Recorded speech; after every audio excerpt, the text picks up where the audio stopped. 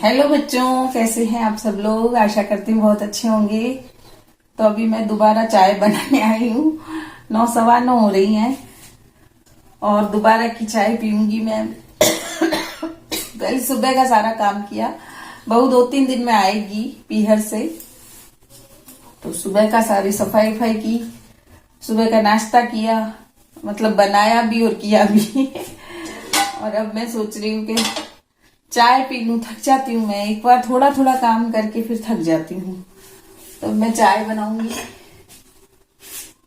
और चने की सब्जी बनाऊंगी। मैंने कल रात को चने भिगो दिए थे, पहले सब्जी बना लेती हूँ क्योंकि चने जब दूसरा काम करती हूँ तो चने उबालने के लिए रख देती हूँ। तो चने उबल चुके हैं और इनको छौंक दूंगी। तो मास्टर जी तो गए हैं सब्जी लेने मंडी से।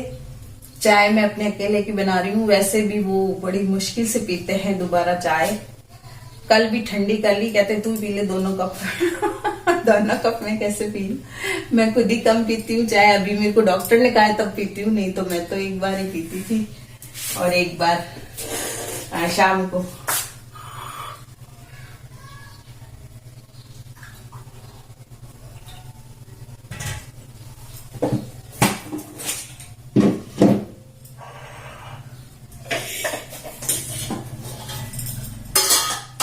चने की सब्जी तो जैसे छकते हैं सभी लोग, वैसे ही आप बनाते होंगे। चने को भिगो देते हैं, फिर काले चने, और फिर उबाल ली। अब बस जैसे सब्जी बनाती हूँ वैसे बना लूंगी। पहले जीरा राई डाल दूंगी, हींग डाल दूंगी। अगर आप प्याज लहसुन वगैरह खाते हैं तो वो डाल सकते हैं। टमाटर वगैरह डाल के भी छौंक सकते हैं। सिंपल वाले चने पसंद है मेरे बेटे को, तो सिंपल ही बनाते हैं।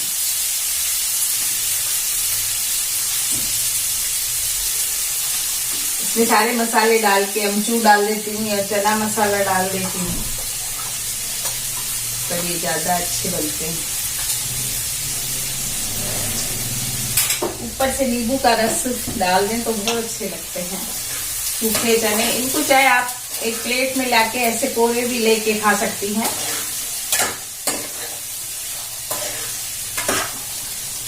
अच्छे लगते हैं, बस चम्मच से खा लो।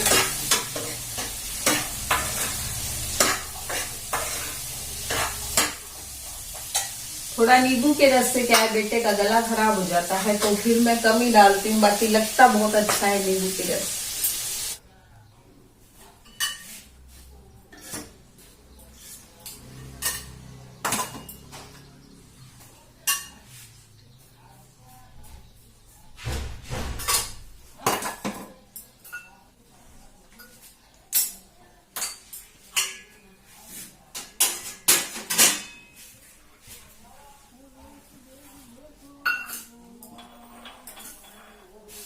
अब खा लिया ना सब तूने, सब खा लिया तूने। अब जा यहाँ से, जा, अब कुछ नहीं है।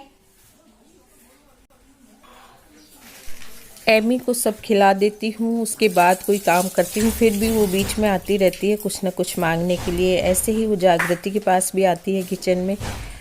पहले हम इसको सब कुछ खिला देते हैं, इसका जो भी टोस्ट खिलाना है या घिया खिलाना है, फिर भी ये हमारे किचन में आती है। और आजकल खुली रहती है, बंद करके रहती नहीं है। इसको बांध दो तो कहती है मुझे खोलो, और फिर खोल के पूरे घर में घूमती है और कुछ ना कुछ हम लोगों से किचन में आके मांगती है।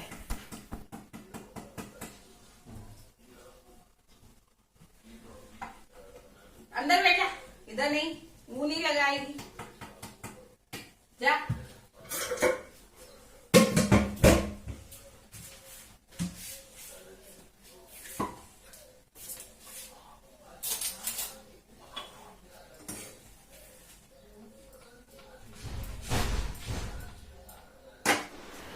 ये कुछ बर्तन रह गए थे धोने, जैसे मसालेदानी है, चाय चीनी के डब्बे हैं, घी का डब्बा है और छोटे छोटे हमाम दस्ते वगैरह है। तो इनको मैंने सबको खाली करके और फिर मैंने सोचा धो लूँ, क्योंकि हर चीज़ साफ़ करनी चाहिए दिवाली में। मम्मी मेरी कहती थी कि हर एक चीज़ साफ़ करनी चाहिए, इससे दिवाली में लक्ष्मी आती है।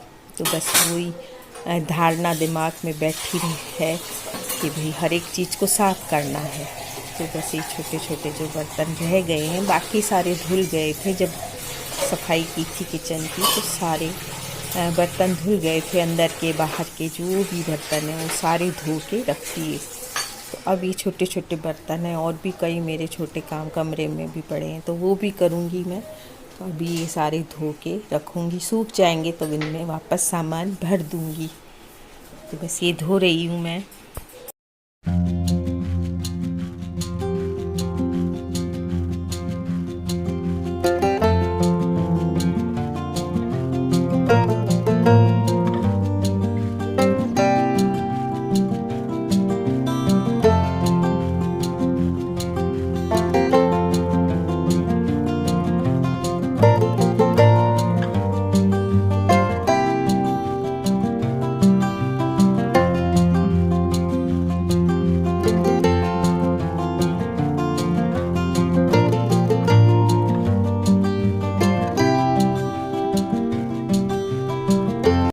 बहुत से ऐसे काम है जो छोटे छोटे बच जाते हैं। जैसे इनमें सामान पड़ा था तो ये धुल नहीं पाई थी, तो दिवाली से पहले पहले इनको मैं साफ कर देती हूँ। मेरी मम्मी की आदत थी कि घर की एक एक चीज साफ किया करती थी, वही आदत मुझ में है और वही आदत मेरी बेटियों में आई है।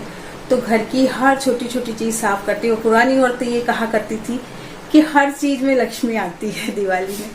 तो बस वही मान्यता हमारे दिलों दिमाग में बैठी हुई है कि हर चीज को साफ करना है, लक्ष्मी आएगी। 12 बज चुके हैं। रेमी ने खाना मांग लिया है तो एमी को खाना दिया। बस वो फिक्स टाइम पे खा लेती है, नहीं तो इधर उधर होने लगती है टाइम होते ही, तो मैं उसको टाइम होते ही खाना दे देती हूँ। तो अब थोड़ा सा टाइम मिला है और मैं लिख रही हूँ लिस्ट, ग्रॉसरी लिस्ट लिख रही हूँ, क्योंकि सामान सारा खत्म हो गया है। और वैसे भी दिवाली में काफी कुछ नमकीन वगैरह बनानी है, तो ग्रॉसरी की लिस्ट लिख रही हूँ। मास्टर जी ने सभी काम मुझ पर छोड़ रखे हैं। हर एक काम मुझे ही करना पड़ता है। वो तो पैसे दे देते हैं, उसके बाद जो भी घर का काम चलाना है, चाहे मेरे पास वो पैसे पूरे हों ना हो, और जो भी कोई लिस्ट लिखनी है, ग्रॉसरी की लिखनी है, चाहे कोई और चीज़ चाहिए, तो वो सब मेरे ऊपर ही है और मुझे ही ये सब कुछ चलाना है। और मैं बड़ी बखूबी से चलाती हूँ इसे। तो आज बाज़ार जाना था, थोड़ा बहुत कुछ लाना था सामान, तो हम लोग निकल गए थे बाज़ार के लिए। और जब थोड़ा इतना घर का काम सफाई वगैरह का किया तो थोड़ा सा फ्रेश माइंड भी हो गया बाहर जाने से। तो थोड़ी देर बाहर जाकर आई बेटे के और इनके साथ। हेलो फ्रेंड्स, तो अब मुझे थोड़ा सा टाइम मिला है। बीच में मैं चली गई थी बाजार, हाँ, तो फिर आके सो गई फिर कुछ भी काम नहीं किया, फिर उठ के चाय बनाई बस। और अब खाना बनाऊंगी, 7 बजी है, तो खाने में अभी बस खिचड़ी विचड़ी बनाऊंगी। कोई ज्यादा, बेटे ने भी कहा है कि ज्यादा कुछ नहीं बनाना, खिचड़ी बना लेना या फिर मैगी बना देना मेरे, और एमी की खिचड़ी बनानी है, तो बस वो बनाऊंगी। अब इससे पहले मैंने सोचा वीडियो का एंड कर देती हूँ। तो आज मैंने कुछ छोटे मोटे काम किए, छोटी छोटी चीजें रह गई थी वो धोई, क्योंकि मम्मी हमेशा कहा करती थी कि हर चीज दिवाली में साफ करें, तो वो ही असर पड़ा हुआ है हर बेटी के ऊपर ही, माँ का असर होता है। तो मम्मी रात तक भी, जब जैसे कई बार ऐसा होता था कि धनतेरस होती थी दूसरे दिन और धनतेरस के एक दिन पहले तक कोई काम नहीं हो पाता, तो रात को 2 बजे तक वो मैं और वो करती रहती थी, हम दोनों ही करते थे काम। तो हम सारी चीजें धोते थे, मम्मी सारी चीजें, पुराने जैसे लोग होते हैं तो वो बॉक्स वगैरह रखते थे, तो मम्मी बॉक्स भी सारे साफ करवाती। कांच के बर्तन भी उनके बहुत थे, किचन के भी बहुत बर्तन वगैरह थे, तो वो सारे साफ वो अकेली करती, तो मैं करवाती थी। तो माँ के साथ तो बेटी करती ही है काम, तो हम लोग रात को 2 बज जाते तो भी करते थे। तो अभी तक वही असर है, मुझ में भी है और मेरी बेटियों में भी है। कभी देखिएगा उनके ब्लॉग मेरी बेटियों के, वो हर चीज की सफाई करती हैं दोनों, क्योंकि वो ही असर है। नानी वाला असर मुझ में आया तो मेरा असर उनमें आ गया। तो और मेरी नानी जी भी ऐसी हुआ करती थी। कभी मम्मी बताती थी कि मेरी जो नानी थी वो भी बहुत सफाई पसंद थी, मेरी मौसी भी बहुत सफाई पसंद थी। तो सफाई जो पसंद करता है वो तो करता ही है। तो दिवाली में ऐसा कहा जाता है कि बस कुछ असर है मेरे ऊपर, पुराने असर भी हैं कि हर चीज में लक्ष्मी आती है। तो बस आज छोटे छोटे काम किए, जो भी छोटे मोटे रह गए थे काम वो किए, फिर बाजार गई और अब बस मैंने अभी बेटियों के फोन आ गए थे, दोनों बेटियों के फोन आ जाते हैं शाम को, तो मैं अपने आप से तो कभी उनको फोन नहीं करती हूँ, वो खुद करती हैं तो ही करती हूँ। कई बार कहती मैं मम्मी अपने आप से कभी फोन नहीं करती हूँ आप, मुझे ऐसा लगता है कि हाँ उनके ससुराल में क्यों उनका टाइम वेस्ट करूँ, क्या पता वो क्या काम कर रही होंगी क्या नहीं कर रही होंगी, तो मैं अपने आप से कभी उनको फोन नहीं करती हूँ और करना भी नहीं चाहिए। ज्यादा डिस्टर्ब अपनी बच्चियों को नहीं करना चाहिए फोन करके, तो फोन वो लोग ही करती हैं मुझे, दोनों, मैं नहीं करती अपने आप से। हाँ ये जरूर है कि कोई काम जरूरी होता है तो कर देती हूँ, बाकी इतने साल हो गए बेटियों की शादियों को, वो खुद करती हैं फोन तो मैं फोन करती हूँ, नहीं तो मैं नहीं करती हूँ उनको। तो कई बार वो नाराज भी होती है, मम्मी फोन करते ही नहीं हो आप, तो वही करती हैं फिर फोन। तब शाम को दोनों फोन कर लेती, तो फोन कर लिया था। अब मुझे खिचड़ी बनानी थी तो ज्यादा टेंशन नहीं है खिचड़ी का, तो बना लूंगी खिचड़ी, दलिया खिचड़ी बनाऊंगी तो एमी की भी बना दूंगी साथ। तो सुमिता चार जी, मैंने आपके कमेंट पढ़े अभी, बहुत अच्छे आपने कमेंट किए और बाकी सबके भी कमेंट पढ़े और सबने ही यही राय दी कि मैं वीडियो बनाऊं और मेरी वीडियो सबको अच्छी लगती है। और छवि बेटा तुम कौन हो, ऐसा लग रहा है जैसे तुम कोई जान पहचान वाली हो, तुम कह रही हो मैं छवि हूं, तो मैं पहचान नहीं पाई बेटा तुमको, कौन हो तुम। और बाकी सब तो मेरी बच्चियां जैसे हैं ही। सुमिता चार जी तो बिल्कुल मेरी फ्रेंड जैसी हो गई हैं और बहुत अच्छे कमेंट आपने किए सुमिता जी। और आप इतनी बड़ी पोस्ट में हो, इसके लिए बहुत ही खुशी हुई मुझे, इतनी बड़ी पोस्ट में हो के आप मुझ जैसी अदना के औरत के मतलब आप वीडियोस देखती हैं। लिखने का मुझे भी बहुत शौक है और मैंने भी अपनी बुक्स वगैरह, रेसिपी बुक्स वगैरह लिख रखी है, रेसिपियां मेरी भी बहुत छपी। पर हाँ शौक है मुझे लिखने का, ऐसे नहीं हूं कि मैं बहुत बड़ी लेखिका हूं। मेरे पापा लेखक थे बहुत अच्छे, मेरे चाचा लेखक थे, तो हम लोग लेखक तो है ही हमारे घर में सब, मेरे भैया वगैरह सब भी बहुत अच्छा लिखते हैं और मेरी भी आदत है लिखने की। तो अभी कुछ वीडियो बनाने की वजह से मैं लेखन का कार्य छोड़ दिया, नहीं तो मैं 15 साल की उम्र से लिखती ही थी। और मैं अपने जो दैनिक अखबार वगैरह आया करते थे उसमें मेरी रेसिपी होती या मेरे कोई आर्टिकल्स होते थे तो वो मैं छपाया करती थी। मुझे छपाने का बहुत शौक था और लिखने का भी बहुत शौक था, और अभी भी मैं कभी कभी लिख देती हूँ, कहानियां भी लिख देती हूँ। तो रेसिपीज वगैरह जैसे बड़ी बड़ी पत्रिकाओं में उसमें मेरी रेसिपीज भी छपी हुई हैं। तो आप लिखने का शौक रखती हैं सुमिता जी, तो बहुत अच्छा लगा मुझे। तो लिखने वाले लोग बहुत अच्छे लगते हैं, जो भी लिखता है मैं उनके मतलब पढ़ती भी हूँ आर्टिकल्स। हमारे पड़ोस में थी एक हमारी पड़ोसन की सास थी, तो वो भी बड़ी खुश होती, वो लिखती थी, वो भी कविताएं वगैरह लिखती थी और मुझे भी शौक था। तो वो मुझे कहती थी कि छाया तुमको शौक है तो मुझे तुम अच्छी लगती हो। लिखने वाले लोग मतलब जो लेखक होते हैं उनको लेखक ही अच्छे लगते हैं। तो मुझे भी आपकी ये बात बहुत अच्छी लगी कि आपको लिखने का शौक है। तो ये शौक तो बहुत अच्छा और ये एंड तक रहता है। मेरे पापा मतलब बिल्कुल जब जानने वाले थे तब तक भी वो लिखते थे, कुछ ना कुछ लिखा करते थे।